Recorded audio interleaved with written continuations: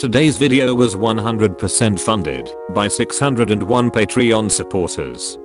Fellow citizens, we observe today not a victory of party, but a celebration of freedom.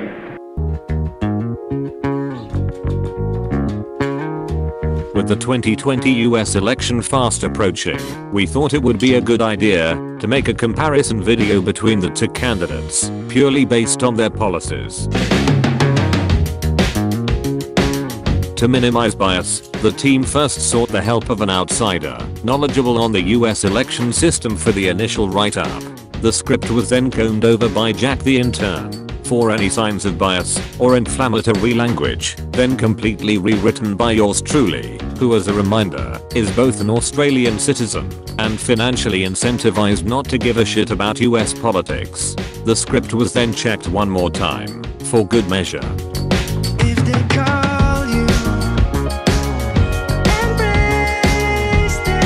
This video will be covering the 5 most important topics that registered voters in the United States felt were the most important, as well as 6 others that have consistently taken the spotlight in the US political landscape. It should be noted that this comparison will heavily rely on both the policies currently employed by President Trump and those that are being promised by Joe Biden, which obviously doesn't provide ideal conditions for a sanitized comparison. But as always, we work with what we have. Another distinction is that due to the nature of US politics, we should mention that this information was compiled at the start of October and is subject to change. With this out of the way, let's get started. In the red corner, we have current President Donald Trump, who has been head of the Republican Party since his election win in 2016. In the blue corner sits Joe Biden, who served as vice president from 2009 to 2017. As of July, the top issue for American voters was the economy. Since taking office in 2017, Mr. Trump has put the economy at the forefront of his presidency, and for the majority of his term, the United States has enjoyed good GDP growth and low unemployment. Critics have argued that this may have been helped in large part from Obama-era policies that needed time to yield results, but Mr. Trump's time in office has undoubtedly been an economically fruitful period. The president has enacted several measures to scale back regulations and limitations of the private sector, which went a long way to boost the economy, if perhaps at the expense of oversight and accountability. Mr. Trump has, however, sustained a trade war with China, which involved increased levies and taxes on Chinese goods, and the impact of these policies is estimated to have been the loss of 300,000 jobs and reduced GDP growth of 0.3%. Since the start of the COVID-19 pandemic, the economy has unquestionably taken a turn for the worst, with unemployment peaking at roughly 14.7% in April, before falling to 8.4% as of September. Mr. Trump has since committed to creating 10 million jobs in 10 months, and has promised further tax cuts to boost take-home pay. Trump has also promised what he calls Made in America tax credits, which seem to be a reduction in tax for those who manufacture in the US. Joe Biden's economic plan also involves creating a large number of jobs for a COVID-19 recovery. Mr. Biden announced that he would provide federal funding for essential local government workers, such as teachers and firefighters, create public health jobs for unemployed workers, to eradicate COVID-19, and further extend unemployment insurance. Biden's economic plan mainly centers around employing American citizens to fix American problems by using federal money. Naturally, this approach of adding more federally funded workers will inevitably lead to more government spending and therefore higher taxes. Biden has also announced plans to aid American manufacturing, which includes strengthening unions and increasing the minimum wage. Before the pandemic, healthcare was previously the top issue for American voters, but has ironically slipped to second place in the face of a global health catastrophe. In the first few years of Mr. Trump's presidency, he made an effort to repeal a number of Obama-era reforms and work to pass the American Health Care Act. This bill proposed eliminating the mandate, which required large employers and individuals to have health insurance or face tax penalties. It also opened a doorway for insurers to charge more for pre-existing conditions. However, this failed narrowly in the Senate. In 2018, Mr. Trump unveiled the American Patients First Blueprint, which had a long list of policy goals to improve US healthcare. The plan involved requiring pharmaceutical companies to disclose drug prices in TV ads, as well as committing to reduce prescription prices and surprise billing. This plan has, however, been criticized for a lack of concrete steps to achieve these goals. Joe Biden's plan has been described as more radical and involves offering a public health insurance plan for those who wish to take it. Under this plan, US citizens who don't like the health insurance offered through their workplace can instead purchase Medicare, a government health insurance program. Although not free, as purchasers will still be required to pay premiums, the program aims to leverage its respectable bargaining power to negotiate for lower prices and provide an alternative to private health insurance. Mr. Biden also plans to appeal a current law that prevents the Affordable Care Act from negotiating prices for Medicare, while also increasing tax credits in an attempt to have citizens pay less for their insurance. Biden's healthcare plan has interestingly been criticized by supporters of his own party, as his plan is essentially a scaled-down version of what was proposed by former presidential candidate Bernie Sanders. The third most important issue was Supreme Court appointments, which perhaps isn't as murky as the other subjects covered. The Supreme Court is made up of 9 justices, who all serve for life or retirement and hold a sizable amount of power over laws that are passed. Mr. Trump, who leads the more conservative party, has understandably pledged to appoint more conservative judges to the court. Biden, on the other hand, has not as of time of writing released a list of potential Supreme Court nominees, and currently refuses to do so. The issue of abortion has remained a critical issue for the Supreme Court, but more on that later. The coronavirus was the fourth most important issue, and is particularly unique, as it partially touches on almost everything else covered in this video. Mr. Trump's handling of the coronavirus has stayed consistent with his desire to prioritize the economy, and when looking at the stock market as the metric for success, the president has achieved impressive performance standards, even among a global recession. Mr. Trump's policies have involved resuming normal activity over implementing health and safety measures that limit economic growth and output. This has included such measures as allowing children to return to schools and ending a number of stay-at-home orders in a handful of states. Mr. Trump has often been criticized for his relaxed handling of COVID-19, as the United States has had both the highest recorded number of COVID-19 related deaths and overall cases for the majority of 2020. The president's official platform aims to get back to normal by 2021 and to develop a vaccine by the end of 2020. Mr. Trump recently pulled out of COVAX, an international vaccine development and distribution organization, preferring that the vaccine is developed domestically and independently. Joe Biden's plan would involve a more aggressive approach toward the virus, which would involve widespread free testing, an increase in healthcare capacity, and to prioritize global efforts to develop a vaccine. Mr. Biden also plans to implement a nationwide mask mandate, which would require every US citizen to wear a mask when around people outside of their household.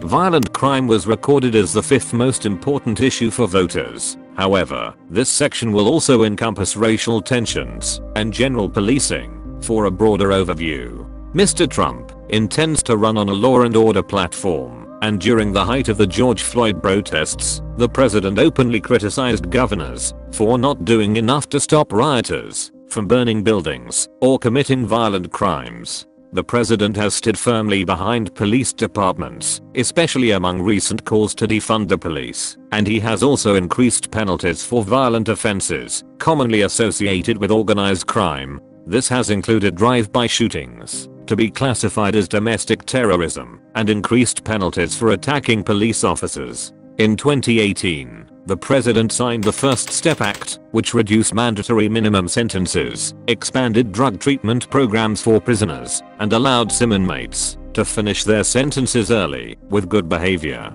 Biden, by contrast, has said very little on violent crime. His policies do, however, show an intent to address root causes of crimes through rehabilitative means, instead of through traditional law enforcement. Mr. Biden has called for a grant program aimed at prevention, over-incarceration, as well as reducing racial disparity in sentencing, which often sees some racial groups be sentenced to longer periods when compared to others. Biden has stressed a need for police reform, but has not advanced a particular policy plan. He has generally opposed the concept of defunding the police, but instead has advocated for greater education for law enforcement and increased funding for drug and mental health programs. Biden has expressed interest in eliminating both solitary confinement and the death penalty. We now move into the standard issues that are usually center stage for most elections, starting with national security. The Trump administration has seen a colorful relationship with security agencies within the United States and has often been at odds with the US intelligence community.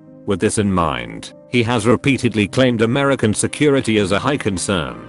The Trump presidency has seen the United States adopt somewhat of an isolationist stance and has backed away from a number of key allies in an America First policy. One of the most significant militaristic moves over the past 4 years has been the withdrawal of US forces in Syria in early 2019. The merits of the decision have been debated ever since, but that's not something we currently plan to cover. Mr. Trump has likewise struck a number of Middle Eastern peace deals in the third quarter of 2020, but due to their complex nature, we don't plan to expand on the intricacies of these arrangements or the reaction of the international community. The president has also made it clear that he prefers to have minimal troops deployed in Afghanistan. Mr. Trump has not made any explicit promises regarding the next 4 years of national security, so viewers can probably assume a business as usual approach. Joe Biden's policies toward national security, and by extension foreign affairs, put an emphasis on shifting away from an America First stance and toward a more collaborative approach. Mr. Biden aims to maintain a closer relationship with key allies, such as NATO, Australia, New Zealand, Japan, and South Korea. He also intends to rekindle the previously held nuclear deal with Iran, which ended at the dawn of 2020 after a top Iranian general was killed in an unfortunate drone strike accident. Biden will have a similar approach to Trump regarding the US relationship with China. However, he plans to press the government on human rights abuses, a policy that the president has recently adopted. Biden and Trump share the same outlook on intervention in Afghanistan. The issue of abortion has also remained a contested topic in US politics. President Trump has been vocally opposed to the practice, calling himself a pro-life advocate. Over his presidency, he has appointed 2 Supreme Court judges who share similar views, and as of time of writing, is intending to secure a third before Election Day. Trump famously became the first president to attend an anti-abortion rally, and it is assumed that these policies will continue into a second term. Biden, on the other hand, although a devout Catholic, has supported access to abortion and has advocated for ending the Hyde Amendment, which currently blocks the use of federal health coverage programs to pay for abortion procedures. Next up is gun policy. President Trump has painted himself as an advocate for gun rights in the United States, and during his time in office, has not passed any laws which call for background checks or limits on the ownership of firearms. Trump did, however, pass a ban on bump stocks after a Las Vegas shooting claimed the lives of 60 people in late 2017. Some advocates of the Second Amendment feel that Trump is not as supportive of gun rights as he would have you believe. However, he is nevertheless more pro-gun of the 2 candidates. Trump is not expected to advocate or pass any laws relating to universal background checks going into the future. Joe Biden has conversely taken a relatively strong stance regarding gun control and has gone as far as proposing to hold gun manufacturers civilly liable for their products, as well as banning what he calls assault-style weapons and the sale of high-capacity magazines. He would also seek to limit the amount of guns a person can buy to 1 per month. Mr. Biden has also endorsed an increase in background checks for purchasers, as well as closing the gun show loophole, which allows the sale of firearms by private sellers to be conducted without performing background checks under specific circumstances.